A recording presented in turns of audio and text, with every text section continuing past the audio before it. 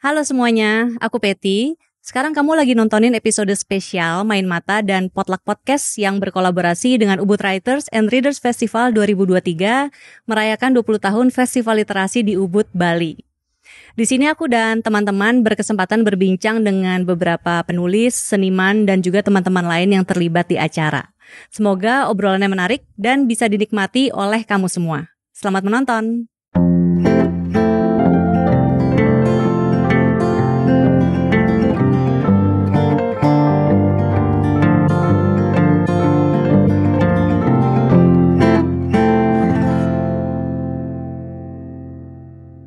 Halo Mas Riri, senang banget. Jadi teman-teman ya, ini aku bisa ketemu Mas Riri di Ubud Writers and Readers Festival.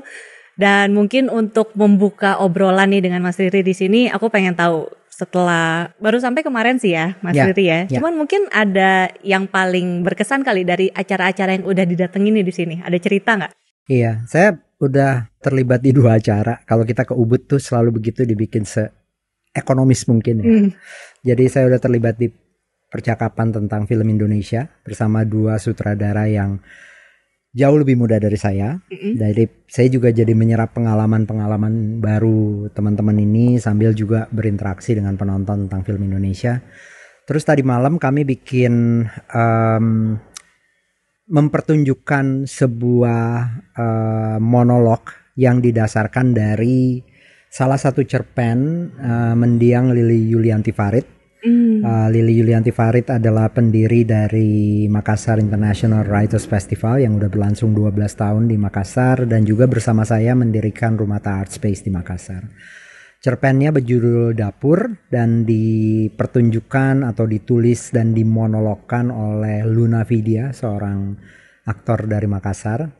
Dan tadi malam dipertunjukkan gitu, jadi cukup emosional karena ini semacam pertama kali ada sebuah pertunjukan yang didasarkan pada karya almarhum Lili.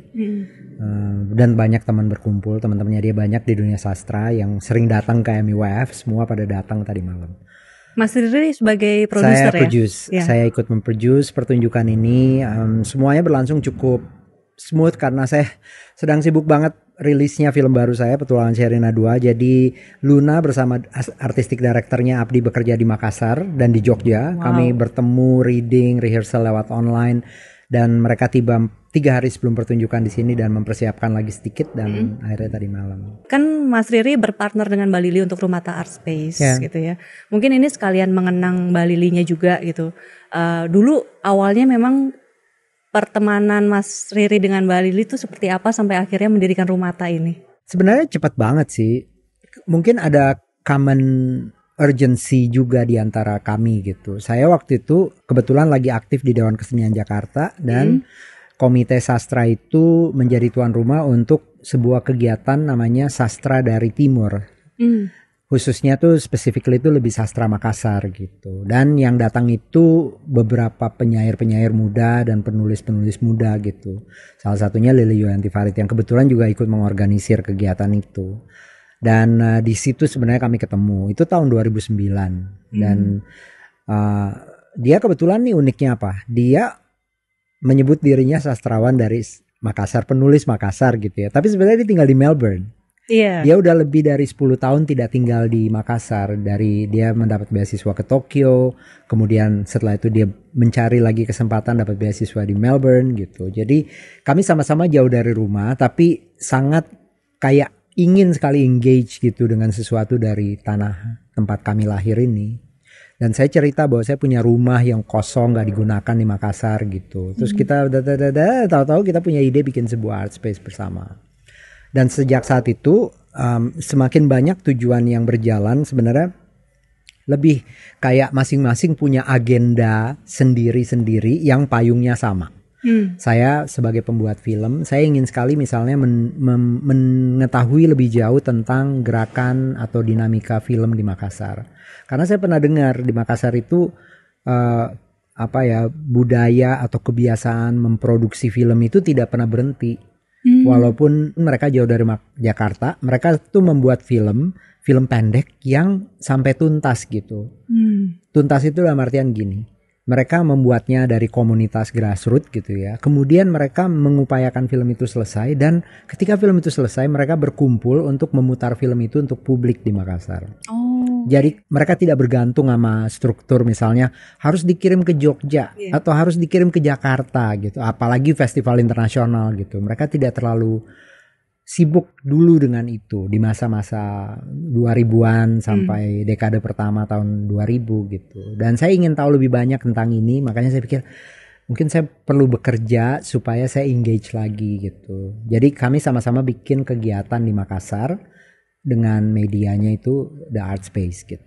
Dan dari situlah semakin lama kami semakin harus berbagi visi kan, dan pelan-pelan Rumah Mata didirikan tahun 2011, bangunannya selesai tahun 2013.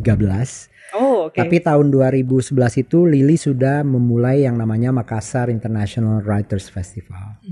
Tahun 2012 saya memulai namanya Southeast Asia Screen Academy, yang tujuannya sebenarnya membuat pelatihan semacam masterclass atau workshop untuk pembuat film Makassar dan Indonesia Timur, tetapi pengajarnya itu datang dari tempat-tempat yang lain, baik di Indonesia maupun dari Asia Tenggara. Jadi itu kayak semacam menjadi kayak sebuah tempat Asian filmmakers itu atau pembuat film dari Filipina, Malaysia, Singapura, Thailand datang untuk berbagi, memutar film mereka dan menceritakan tentang budaya film mereka di negara mereka masing-masing. Tapi minimal mereka senang karena ini nggak terjadi di Jakarta gitu. Banyak banget pembuat film Asia tuh yang datang ke Makassar walaupun sebenarnya mereka belum pernah ke Jakarta. Itu selama 7-8 tahun kami menyelenggarakan kegiatan ini. Dan itu buat saya sangat penting ya, karena teman-teman di Makassar itu berkembang menjadi filmmaker yang sangat tidak berorientasi pada sebuah struktur yang standar kayak harus di Jakarta, harus dari bikin film pendek, bikin film panjang gitu-gitu tuh enggak. Mereka bikin film pendek, mereka bikin komunitasnya sendiri, mereka mengelola penontonnya sendiri gitu. Yang buat saya itu sangat-sangat menarik fenomena itu. Kalau buat Mas Riri sendiri berarti Makassar itu apa? Ya tentu saja ini adalah tempat di mana saya lahir dan saya selalu merasa bisa kembali ya.